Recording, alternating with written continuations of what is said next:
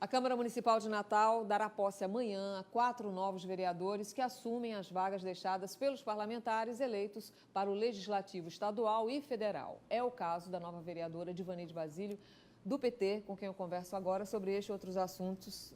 Seja bem-vinda. Obrigada, boa tarde. Me fale de projetos, os projetos da vereadora Natália Bonavides, né? Por exemplo, a senhora pretende dar continuidade?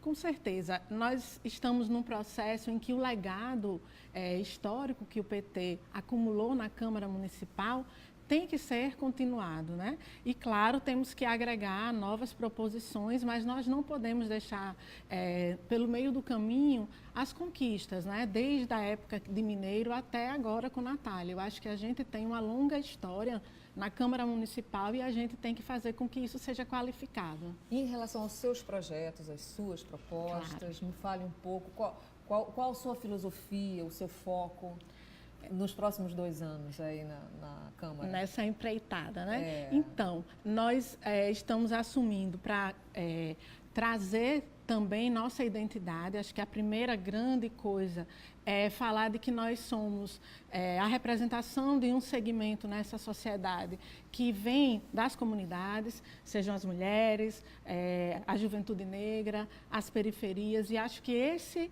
é uma primeira ação que nós não podemos deixar de levar em conta, a nossa própria história. Então, trazer essa representatividade para o seio, né, para o centro da política, pensar como a cidade ela é tão dividida e esses segmentos muitas vezes não são incorporados na política da cidade. Acho que essa é uma primeira ação. E Por que não são incorporados, na sua opinião? A cidade ela não foi pensada de forma que a sociedade que está lá na periferia tenha acesso à cultura, por exemplo. Né? A gente sabe que o acesso à cultura hoje é uma coisa extremamente cara. Ao invés disso, nós poderíamos pensar uma cidade que pensasse a cultura para as pessoas das comunidades, que pensasse a cultura, de fato, para a ocupação das praças públicas. O transporte se torna uma ferramenta caríssima. Então, acesso à cidade, nós não temos... O debate do acesso à cidade, do acesso ao território, é uma coisa muito importante que nós devemos fazer. Porque muitas vezes você está na cidade, mas você está na sua parte da cidade, no seu pedaço. E a gente está falando de andar na cidade, de ter direito à cidade. Direito à cidade não é ter direito a ficar no meu gueto, é ter direito a conhecer a cidade, a ocupar a cidade. Então, trazer esse debate de que a cidade é nossa é uma primeira coisa, assim, é pensar a acessibilidade para a pessoa com deficiência, é pensar que a população LGBT, a população negra, né, as pessoas de matriz africana terão direito a expressar seu livre pensamento e ocupar com sua própria cultura esses espaços. Então, é preciso que a gente aperfeiçoe, né, as leis, que a gente traga esse olhar, né, de inclusão verdadeira. Né? A senhora é socióloga, né? Sim. Vamos aqui apresentar. É socióloga e tem origem na periferia, né? Isso. Então, as causas sociais envolvendo as minorias serão o seu foco. Isso, serão prioridade, com certeza. Porque essas causas, elas são, de fato, a nossa história. Elas nos trouxeram até aqui. Então, eu não chego só na Câmara, né? Eu chego com todos esses grupos e com todas essas pessoas. E essas pessoas não são pessoas anônimas, porque as pessoas que estão ocupando as periferias, elas estão invisíveis, mas elas não são anônimas, elas têm nome, têm sobrenome, e é isso que nós queremos chamar a atenção, porque a gente trata as pessoas das comunidades, né, como a pessoa lá da Zona Norte, ou a pessoa lá de Felipe Camarão, e a gente esquece de dizer que era um menino, um jovem negro que não teve acesso, que não teve direito, ou que precisa ter direito. Então, é desse lugar de fala, né, que eu quero me colocar. Né? Essa defesa não é uma defesa apenas para fora, mas ela tem que ser para dentro, né? Daquilo que a gente vive, daquilo que a gente conhece. A senhora já manifestou também o desejo de um mandato participativo e com caráter fiscalizador. De que forma isso será possível? Como é que a senhora pretende executar? como eu falei, né, cheguei aqui com todos esses grupos. Então, a primeira e a principal ação é que a metodologia do mandato deve ser um mandato de integrar esses grupos.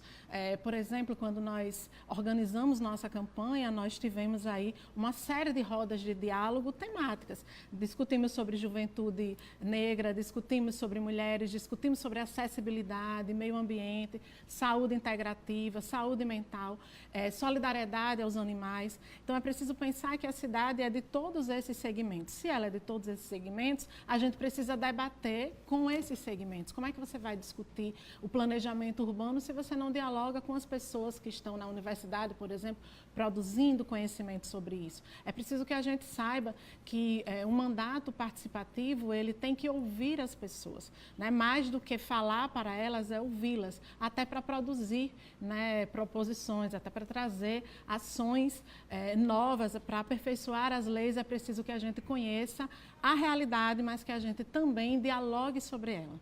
Nosso tempo já está terminando. É muito cedo para fazer essa pergunta, mas é uma pergunta que não quer calar. A senhora ficará na Câmara pelos próximos 2 anos e, ao fim desses 2 anos, uma outra eleição virá. A senhora já pensa numa reeleição e seguir essa carreira política?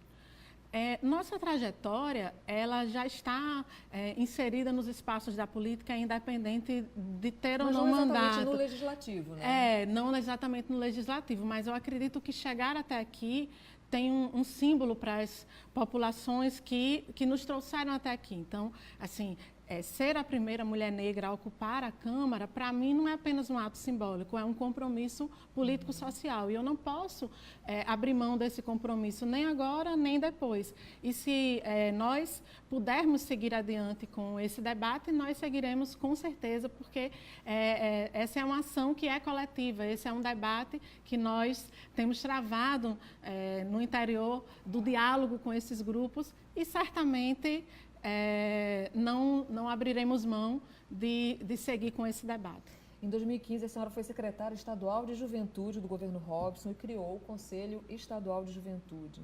A senhora acredita que projetos assim serão mais constantes a partir de agora, até porque a gestão estadual é do PT e a senhora é do PT também? A senhora acredita nesse diálogo entre o legislativo e o executivo estadual? O diálogo, para mim, é a fonte de tudo. Acredito sim no diálogo. Inclusive, já fui convidada pela Subsecretaria de Juventude, Gabriel e toda a equipe que está junto com ele. Já nos reunimos para pautar justamente a implantação do Conselho Estadual de Juventude. A equipe tem sido muito respeitosa com aquilo que a gente produziu e também estamos colocando o nosso mandato na Câmara Municipal à disposição desses segmentos. A partir de amanhã nós tomaremos posse, mas ocuparemos as comissões, ocuparemos as frentes parlamentares e essas frentes serão instrumentos desse debate e desse diálogo permanente.